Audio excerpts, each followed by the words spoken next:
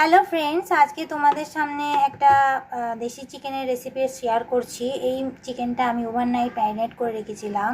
লবণ, হলুদ, লঙ্কার গুঁড়ো, জিরার গুঁড়ো, ধনের গুঁড়ো, দই, সর্ষের তেল আর গরম মশলা দিয়ে সমস্ত কিছু ভালো করে মেখে, আর জয়ফল জয়ত্রীর গুঁড়ো দিয়েছিলাম। সব কিছু ভালো করে মেখে এটা আমি ওভারনাইট ম্যারিনেশন করেছিলাম এমনি ফ্রিজে। তারপরে এখন আমি এরকম করে আলু, লবণ, হলুদ দিয়ে ভেজে নিয়েছি। দুই রকমভাবে পেঁয়াজ কিনে নিয়েছি। একটা পাতলা করে পেঁয়াজ কেটেছি, একটা এরকম বড় বড় চৌকো করে পেঁয়াজ কেটেছি। কড়াইয়ের মধ্যে তেল নিয়ে নিয়েছি। তারপরে এই গোটা কিছু রসুন আর এই পেঁয়াজ আমি তেলে দিয়ে দিলাম। এটা একটু হাই হিটে একটু ভেজে এই পেঁয়াজ রসুনটাকে আমি উঠিয়ে আলুর সঙ্গে রেখে দেবো। এরকম করে লাল লাল করে আমি ভেজে নিয়েছি। এবারে একটা পাত্রে উঠিয়ে রেখে দেবো। আমি পেঁয়াজগুলো উঠিয়ে নিয়েছি। এবার ওই তেলের মধ্যেই আমি বড় এলাচ, দারচিনি, ছোটো এলাচ, লবঙ্গ, সাদা জিরে আর তেজপাতা দিয়ে দিলাম।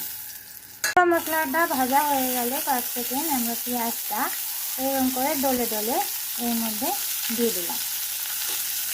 এবার একটু পেঁয়াজটা ভাজা হবে হালকা, তারপরে আমি রসুন বাটা দিই।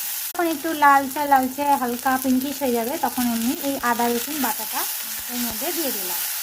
এবার এটা ভালো করে কষাতে হবে।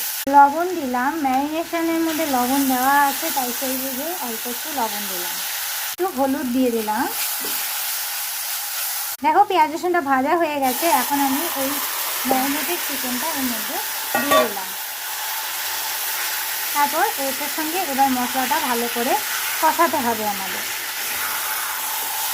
এই রেসিপিটা খুব ভালো হয় খেতে। বাড়িতে বানিয়ে ট্রাই করে দেখো। আমার চ্যানেলকে লাইক করে, শেয়ার করে, সাবস্ক্রাইব করে, কমেন্ট করে প্লিজ।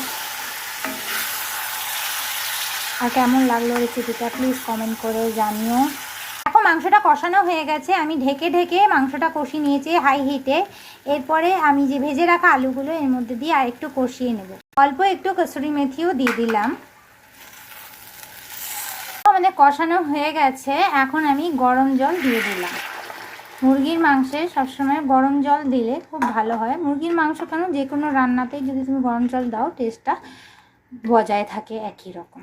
এর মধ্যে জল দিয়ে দুটো গোটা কাঁচা লঙ্কা দিয়ে দিলাম। এটার জন্য ফ্লেভারটা ভালো আসে। এবার ঢাকা দিয়ে কম আছে এটাকে হতে হবে। মাংসটা যখন প্রায় হয়ে আসবে তখন এর মধ্যে একটুখানি চিনি আর এই যে পেঁয়াজ ভাজাটা ছিল এটা আমরা দিয়ে দিলাম।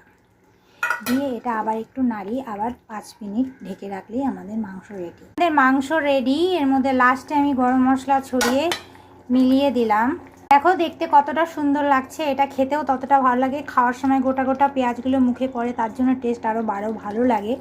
এইভাবে বাড়িতে ট্রাই করে বানিয়েও খাইও। বাই।